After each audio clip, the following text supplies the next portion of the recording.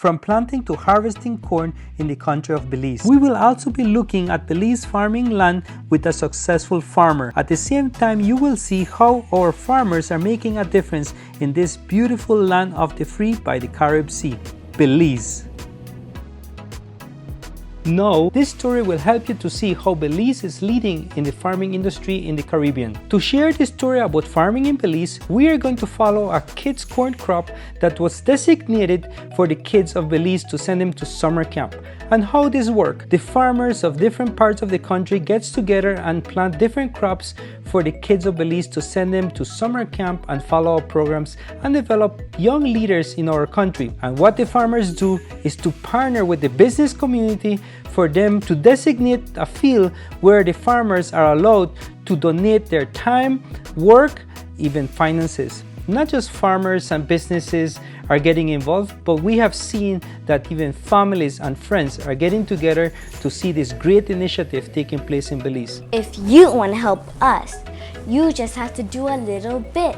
Subscribe underneath and share it to others, and that will mean a lot to us. And don't forget, don't be scared and be smart and keep it unbelizeable.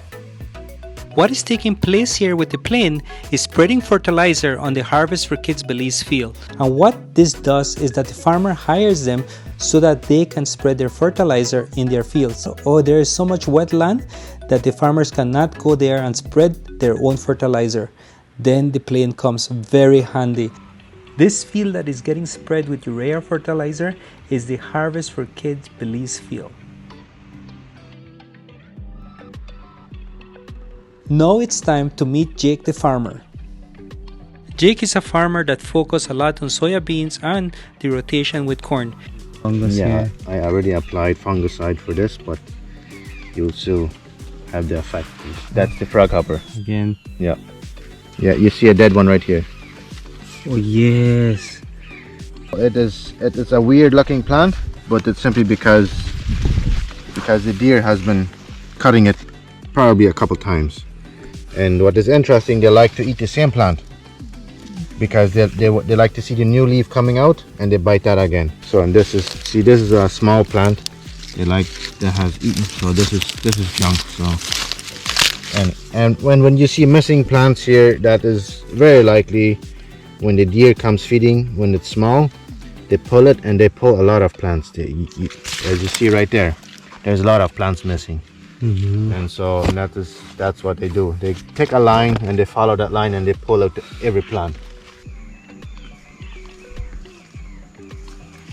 Frog hoppers, I don't see no effect of them here. And usually you would see one sitting here, there as you walk, you see them flying, but there is none. But yeah, we have lots of worms here. Looks like we need to go in rather sooner than later. These are bad. Let's see if we can find one here. There's the. This is a big guy. He's a full grown. Whoa, right there. Yeah. How big these things grow? They grow a little bigger yet. Yeah. I can see this damaging the plant. Belize is one of the most tropical countries in the Caribbean. And why is that? Belize is inland and not an island. If you're coming to Belize, just remember that there's a lot of bugs here in this country. This is just from urea coming in, melting, and then it gives a little burn. And I see here a few plants that had a worm, and with the urea also. Worms don't like urea because if you're spreading and it gets in there, it melts and it burns them, so they stop eating.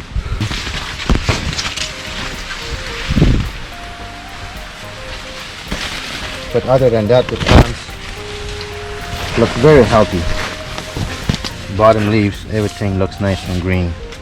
I see no fungus, no nothing. It's nothing. I'm glad. I'm happy. Yeah. Yeah. Yeah.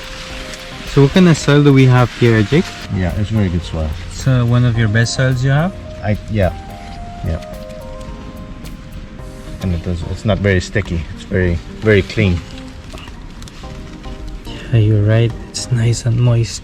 Yeah. These have had some rain here. Yeah, this lately. is very nice moisture, and with the nitrogen put on the ground last week, it's really gonna boost the corn really good. It pays to drain water from the field.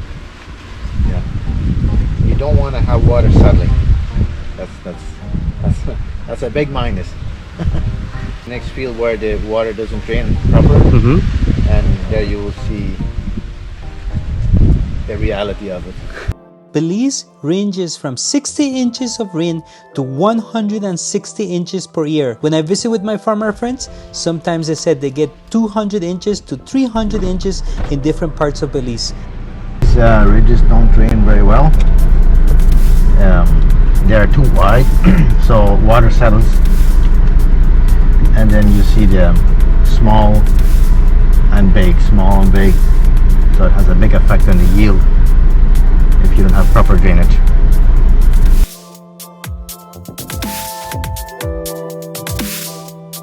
This one is more dark. Is it more rich? This is not so sandy. It is a little bit. The other soil will dry out quicker and will affect the plant quicker with less rain. This one could survive with less rain. But look how clean this thing looks though.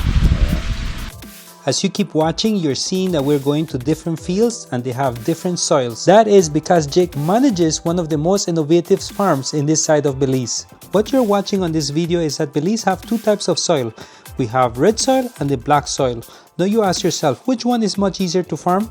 Well, if you have proper drainage for the black soil, you can have one of the most productive fields of corn in your farm. And if you have red soil, then irrigation would be the best way to go, and a little bit of draining as well. But let's see what Jake's recommendation is on this type of soil. We did some leveling here, and it compacted the soil a little bit too much, and we didn't cultivate afterwards, and the ground is very hard, so you can see the effect on it. Plants are staying smaller and they're not that big. Their root system cannot develop, so it's a little bit yeah, we should have cultivated it before planting. That would have made a difference. And there's just very few patches that we have this issue, so it's not going to be a big deal. Hard, very hard. And it's also sandy. This is a little white sandy, and it dries a bit quicker, and it will also do easier. You also see the effect on the plants easier.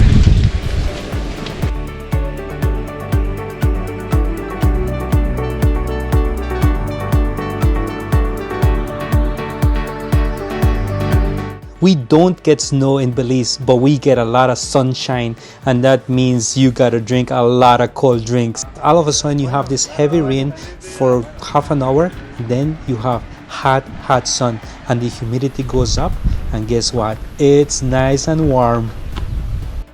If you're a farmer from the international and you would like to visit Belize and visit other farms, I would love to introduce you to some of the most trustworthy farmers that we have in the country of Belize.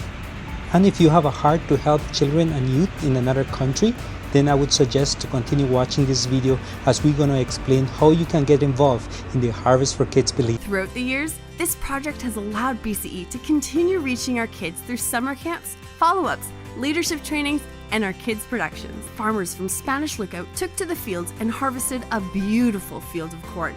Their efforts in planting the seeds of hope for our children was a cause for celebration. But it doesn't stop there. After the harvest, the corn goes on a journey to provide for many. Once harvested, it's transported first to the drying company, where the corn's dried to preserve it for storage. On arrival, the truck is weighed when full, then emptied to get an exact amount of the corn brought in. A sample's taken to measure the percentage of moisture in the corn. Upon harvest, corn usually has a percentage around 18 to 25%. So at the dryers, it'll be lowered until its moisture is only of 13%. Then it's stored in large grain bins.